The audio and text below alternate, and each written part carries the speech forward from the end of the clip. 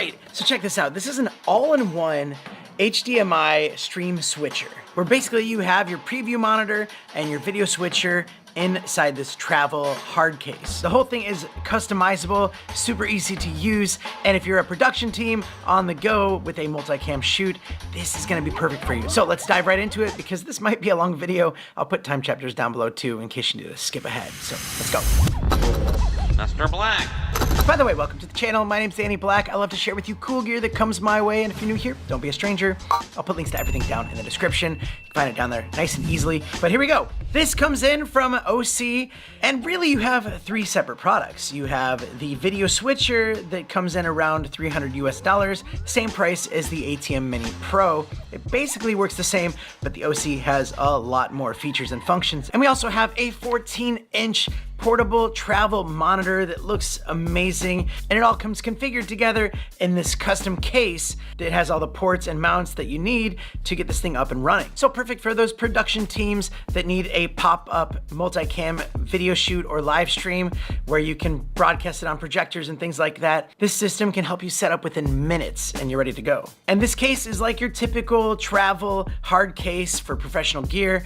It locks at the front, and if you look at the bottom, you have quarter threads and 3/8 threads for mounting to a tripod if you don't have a table handy. There's also mounts on the side so that you can mount any devices that you need to. Like think if you want the person running the show to have a camera to be talking to as well, like you can mount a camera on the side. And on the back you have an IEC power point, or on the other side there is a DC in, but also right here a 5-volt DC out in case you need to charge other devices or cameras. There's also an Ethernet out so you can plug it directly into the network and you can stream straight from this box. Then you have a USB-C out to go to your computer and use it as a video source. And below that you have another USB-C which you can bring in other devices, like even a USB webcam. So I have the Tiny 2 right here.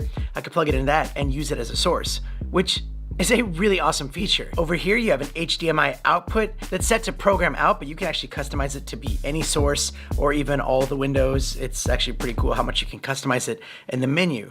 And then you have a mic 2 input over here, which is great if you're like next to an audio mixer and you can come out from that and go into that input right there. Next to that, you have your 4 HDMI sources.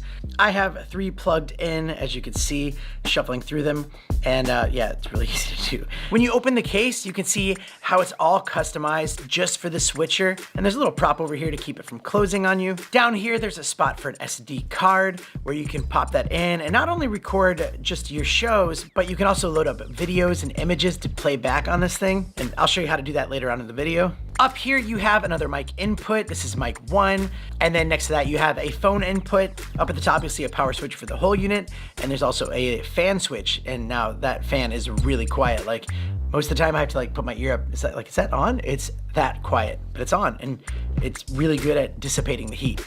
Now right here you'll see this cutout with this USB cord right here, and this is actually for a power bank, so you can actually plug in a power bank and you can be powering up this whole unit all by itself, making it really travel friendly and very portable. It connects to this monitor right here. It's a 14-inch monitor. It looks great and it gives you a lot of viewing options. You have your preview, you have your program, you have your HDMI 1, 2, 3, 4. You also have your aux, which can be different things, and you have 2 still images you can choose from for backgrounds. Also down at the bottom, you can see that you have your audio meters and you also have your recording time.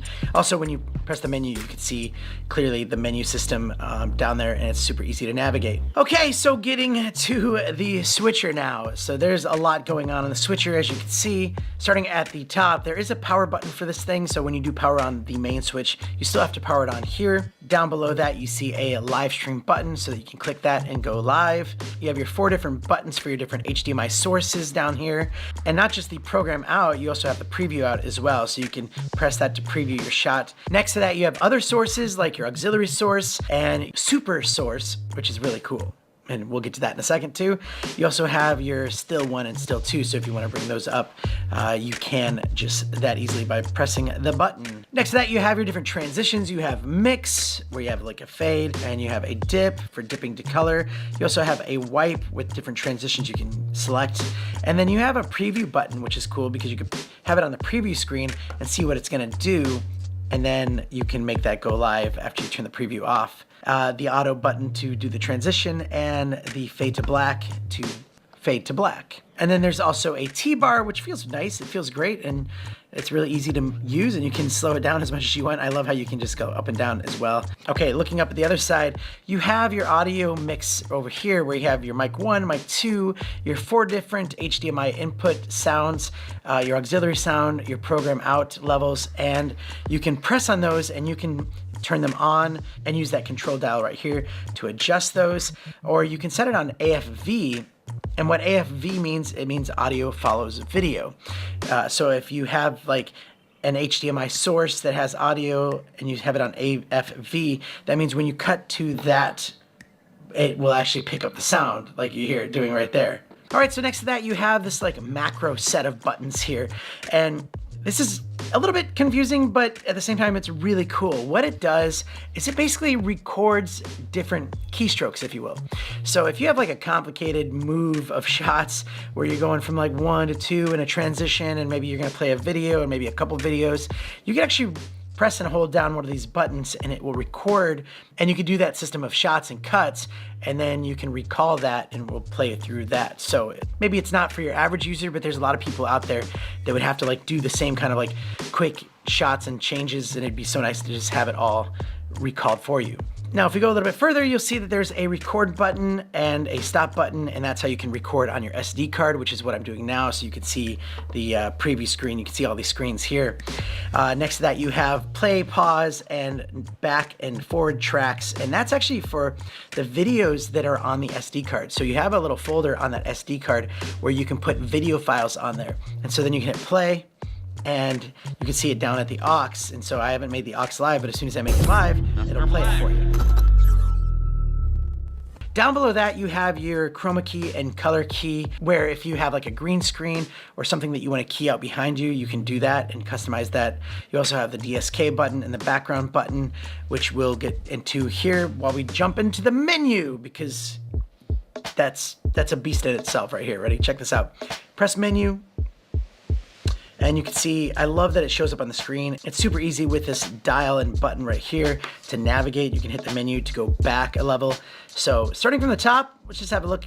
You have your color back, and you can go through that and you can change the hue. You can make it blue, you can make it red, whatever you want. Over here you have super source, and this is where you can have like a picture-in-picture and fully customize that how you want. So if we hit the super source, you can see now we have a picture-in-picture right there. And we have that purple background because we picked that color 1. And then you could also go into control. You can have different styles. This is zoom in, this is crop zoom, if you want it more like that, and then crop zoom the other way, and then just both cropped in. So like you can mask them down, make it a nice little tight box. You can have different borders, like this one has a border on it. Down over at key type, you can change the key right here to be the chroma key or the luma key or a pattern or picture-in-picture. And then the still generator is where you're gonna select photos, so you can put PNG photos on that SD card. There's an images section. Down below that, you have the macro, and you can actually import some and export them as well. All right, so below the macro, this is where you get your stream, where you can add your different stream keys and RTMP URLs, and you can get up to 3 of them, so you can switch between them really easily. With playback, this is great because you can go through and the videos that you're playing, you can play once, or you could set it as a loop and repeat itself, or you can set it to go in sequential order. So if you had a bunch of video files on the SD card, you can go from like 1, 2, 3, whatever. It just plays from one to the next. That is a nice option. Then you have your settings where you can go through and you can change all the different source names. If you didn't like HDMI 1 or 2, you can change it to like, you know, main camera or guest or GoPro or whatever you want to call. You can output up to 1080p 60 frames per second. And I love the out source on here. This is really cool. So with your HDMI output, you can set it to be the program out, or you can even select like all of the windows, or you can select it to be just the preview or any one of the HDMI sources, or you can set that for your streaming or recording. I have this on multi-view now so that you can see all of these angles right now, and I could set that, even while I'm recording, I could set that to just a program out. Watch, check this out.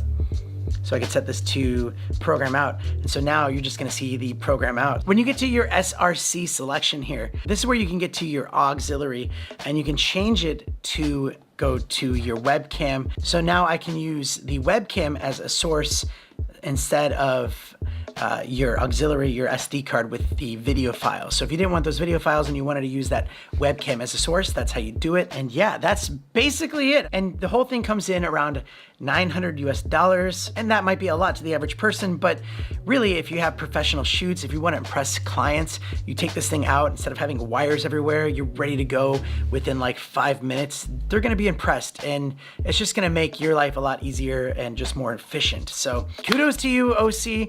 And also, if anybody's still watching at this point, thank you so much for being here. There's a lot more cool gear coming to this channel, so make sure you stay tuned. And yeah, whew, see you next time. Bye. Can we call you Uncle Blackie? No.